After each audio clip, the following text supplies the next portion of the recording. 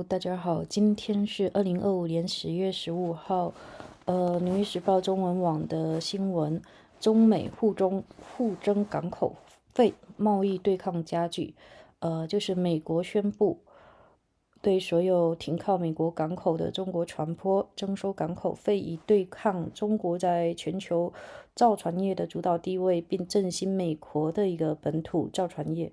作为回应，中国也宣布了将对停靠中国港口的美国船舶征收特别港务费。那此举就标志着中美贸易战的又一次升级。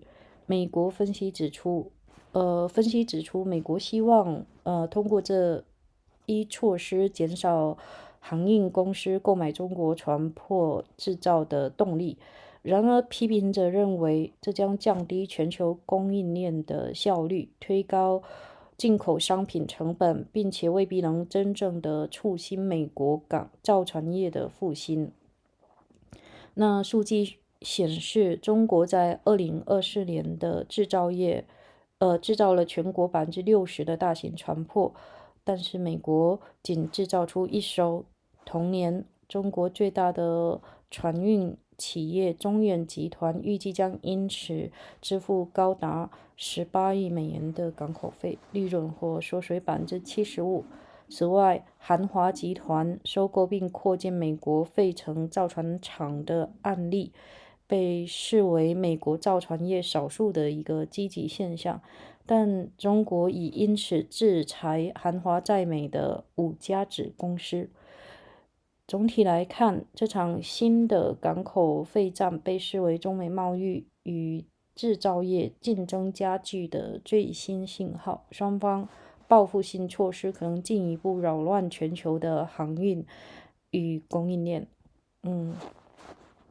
那新闻原文如下：U.S. starts charging Chinese ships to dock at its ports. The Trump administration broadened its trade war with China on Tuesday as it began imposing fees on Chinese ships docking at American ports. The long-planned action is intended to counter China's dominance of commercial shipbuilding and help revitalize the United States-owned shipbuilding industry, which has weathered over the year. China's Ministry of Transport threatened retaliation on Friday, saying it planned to hit American vessels with fees when they are docked in China. The shipping crash comes as trade relations between China and the United States are again woven. Last week, after China announced more stringent restrictions on rare earth minerals, President Trump threatened to impose more tariffs on the country before tempering his tone somewhat. Supporters of the United States shipping measures say that China has used subsidies to gain an advantage in shipbuilding and that the fees are a way to deter ocean carriers from buying Chinese ships. Anything we can do to chip away at the disparity in shipbuilding that exists between the United States and China is to our benefit, said Mihar Toshikar, a senior economist at the Coalition for a Prosperous America, a group that supports many of Mr. Trump's trade actions. The fee will take effect the same day as new tariffs on imported furniture, kitchen cabinets, and lumber. The shipping levies stem from a trade investigation started under the Biden administration and must be paid by ships owned by Chinese shipping companies. Non-Chinese shipping lines will have to pay fee when they send Chinese-built ships to American ports. Non-Chinese shipping Dice have bought a score of Chinese-made vessels in recent years, and they are now trying to remove as many as possible from routes to the United States to avoid the fees. Vessel owners and operators are adjusting fleet deployments to mitigate the impact of the fees, said Osei Marshall, a partner specializing in shipping and commodities at Norton Rose Fulbright, a law firm. Shipping companies have said that they do not intend to raise their customers' rates in response to the levies. But critics of the fees say they will make supply chains less efficient and eventually put up the cost of imported goods, many of which have been hit with high tariffs this year. The inefficiencies, along with whatever fees are paid, will raise costs, said Collie Grable, an associate director to the Advocature Institute, a research organization that favors less government regulation of business. That's just a matter of when. Skeptics also doubt that the fee will breathe much life into United States shipyards or do much to hold back China's shipbuilding industry, which has in recent years extended its lead over Japan's and South Korea's. China made 60% of the world's largest vessels in 2024, up from 44% 5 years early, according to BRS shipbrokers. American ships can cost up to 5 times the amount of those built in Asia. So far this year, China has made a 717 largest commercial vessel. The United States just one, according to BRS. The new rules are the most stringent for Chinese shipping companies, which cannot avoid the levies. HSBC, an investment bank, estimated the COSCO, a large Chinese shipping line, could pay 1.5 billion in fees next year, which the bank could reduce COSCO's operating earnings by nearly 3/4 in 2026. COSCO did not respond to requests for comment, but in an April statement, the company said the United States fees would risk undermining the security, resilience, and orderly operation of global industry and supply chains. Matthew Faedo, a vice president at the Center for Strategic and International Studies, noted that MSC, a Swiss shipping giant, placed orders for 12 largest Chinese container vessels this year. Shipping companies buying from China are going to get quality ship at a low cost in a quick time. Mr. Fagnaro said that he added, might overweight the cost and inconvenience created by the new penalties on Chinese vessels. MSC denied to comment.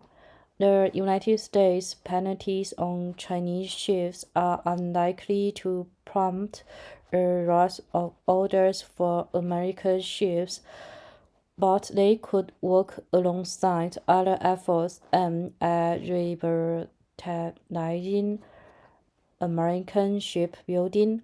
Those include bipartisan legislation in Congress and provide subsidies to the industries, though it is not clear when the bill will progress. Some new money has recently flowed into American shipyards. Hanwha, a conglomerate from South Korea with big shipbuilding operations in the country, last year brought a shipyard in Philadelphia for $100 million. Hanwha recently announced that its ship operating subsidiary had ordered 10 oil and chemical tankers from the Philadelphia plant, a big order for an American yard, but it may not be indicative of broader market demand for American ships because one arm of Hanwha is buying from another. Ryan Lynch, the chief executive of Hanwha Shipping, the entity ordering the vessel, defended the transaction, saying its economy was sound. We would never recommend to our board anything other than best practice, he said. Mr. Lynch declined to disclose how much Hanwha Shipping was paying for the vessels, saying only that it was market price. China on Tuesday added American subsidiaries of Hanwha to its sanction list, accusing them for assisting the United States in its moves in the shipbuilding industry. The order, which took effect immediately, prohibited Chinese companies and individuals from doing business with the Hanwha units. Shares of Hanwha Ocean, the conglomerate's shipbuilding arm, fell 8% on the news. China's Ministry of Transport also said it was launched an investigation into whether their other organizations and individuals had played a role in taking measures against China. The Trump administration's shipping action doesn't target only Chinese ships. All foreign car carrying vessels will be subject to fee with narrow expectation as exception. Auto companies stood bids against the car carriers' fees, saying they would add hundreds of dollars to cost of a vehicle. One way to avoid the fee is to buy an American-made car carrier. By shipping analytics said it could take many years for the United States shipbuilding industry to build such a vessel. The idea that these fees will lead to anyone ordering a US-built car carriers are, I think, extremely remote, Mr. Gravel of the Cato Institute said. The administration is also targeting foreign-built ships that carry liquefied natural gas, a valuable American export, but it softened the action against such vessels following pressure from the oil and gas industry.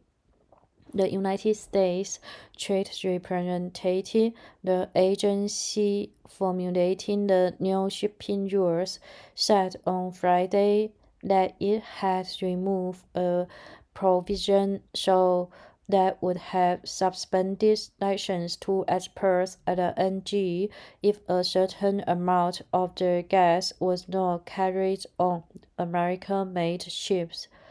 A spokeswoman for the trade representative did not respond when asked how the LNG requirement would be enforced without the threat of suspending export license.